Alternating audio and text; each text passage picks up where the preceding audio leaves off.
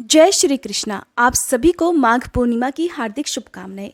माघ पूर्णिमा माघ मास का आखिरी दिन होता है और इसके अगले दिन से फाल्गुन मास शुरू हो जाता है। आज के इस वीडियो में आप जानने वाले हैं माघ पूर्णिमा की तिथि, शुभ मुहूर्त, इस दिन चंद्रोदय के समय के बारे में और इस दिन से जुड़ी 10 खास और बहुत काम की बातों के बारे में, जिसका पता हर सनातनी को जरूर होना चाहिए। सभी पूर्णिमाओं में माघी पूर्णिमा का महत्व सबसे अलग है। माघी पूर्णिमा पर तीर्थ की नदियों में स्नान करने का महत्व है, खास तौर पर उत्तर प्रदेश के प्रयागराज के संगम तट पर स्नान करने का। दूसरी जरूरी बात, माघ मास में कल्पवास की परंपरा है। 1 महीने तक हजारों लोग संगम के किनारे रहकर व्रत और रोज संगम में स्नान करते हैं।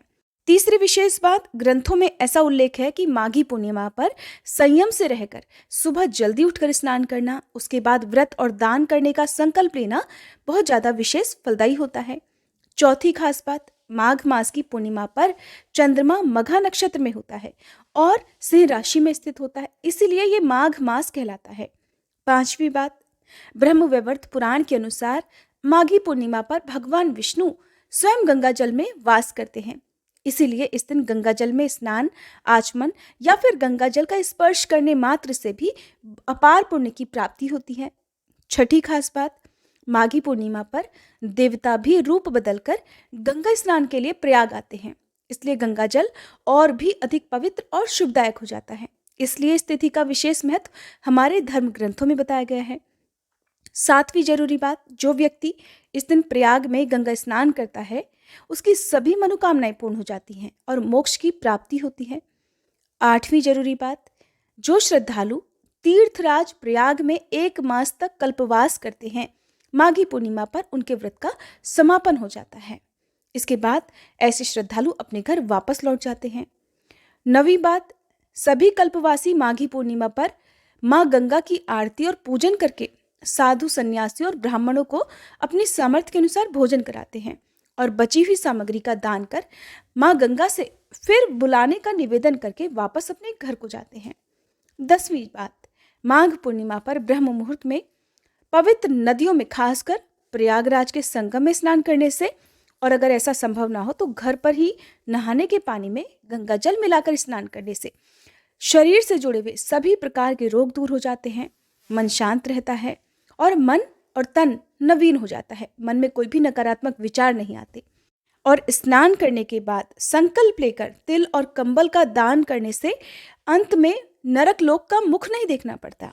तो ये तो जरूरी बातें हैं माघ पूर्णिमा के महत्व के बारे में।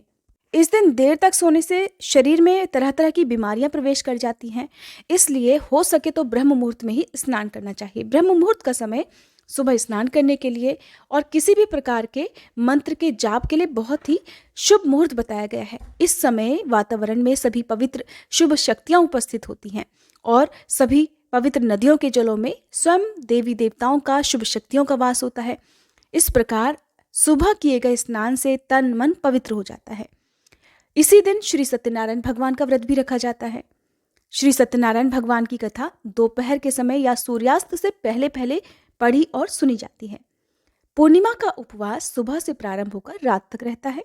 शाम को जब चंद्रमा उदय हो जाए, तब उदय होने के बाद चंद्र देवता को अर्घ्य देकर फिर उपवास खोला जाता है, क्योंकि ये तिथि चंद्र देवता को समर्पित होती है। हमारे हिंदू धर्म में हर तिथि के कोई ना कोई देवता होते हैं। इसी प्रकार पूर्णिमा तिथि के देवता स्वयं साक्षात चंद्र देवता हैं, इसलिए चंद्र देवता की पूजा विधि विधान से करनी चाहिए। चंद्र देवता की पूजा करने से मानसिक तनाव दूर होता है और कुंडली में चंद्र ग्रह शुभ प्रभाव देने लगते हैं, जिससे दाम्पत्य जीवन में मधुरता आती है।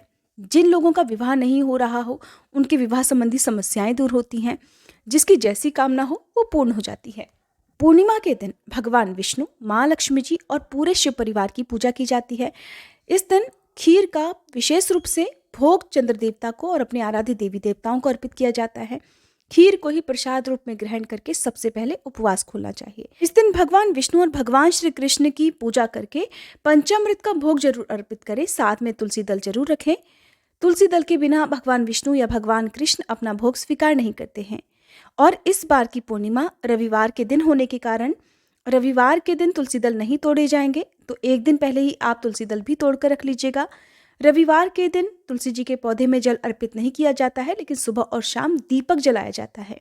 बिना तुलसी जी को स्पर्श करके आप दीपक जला सकते हैं।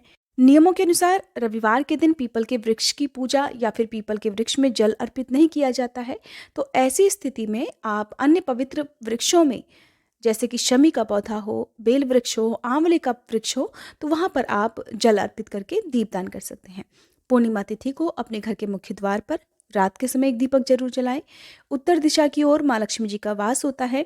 माँ लक्ष्मी जी का आह्वान करके एक दीपक लक्ष्मी जी के नाम का जलाना चाहिए और इस दिन अपने पितरों के नाम से भी दान जरूर देना चाहिए। इस दिन किया गया दान चाहे कितना भी छोटा क्यों ना हो, अपार पुण्य की प्राप्ति कराता है। दान हमेशा प्रसन्न मन से और किसी योग्य व्यक्ति को ही देना चाहिए।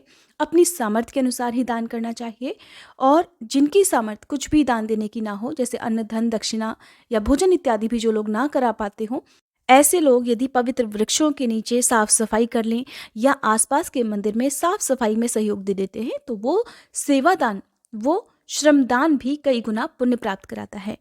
इस बार साल 2023 में 5 फरवरी रविवार के दिन माघ पूर्णिमा है और इसी दिन पूर्णिमा का उपवास भी रखा जाएगा और इसी दिन स्नान दान भी किया जाएगा। जो लोग पहली बार पूर्णिमा का व्रत प्रारंभ करना चाहते हैं, वो इस पूर्णिमा से अपने व्रत भी प्रारंभ कर सकते हैं। 4 फरवरी शनिवार की रात 9:31 से पूर्णिमा तिथि प्रारंभ होगी, जिसकी समाप्ति 5 फरवरी रात 11:58 पर हो जाएगी। पूर्णिमा तिथि के दिन सूर्योदय का समय रहेगा सुबह 7:09, सूर्यास्त का समय रहेगा शाम 6:12 और चंद्रोदय का समय रहेगा शाम 5:57 पर। अब जानिए इस दिन रहने वाले कुछ शुभ मुहूर्त और अशुभ मुहूर्त राहुकाल के बारे में।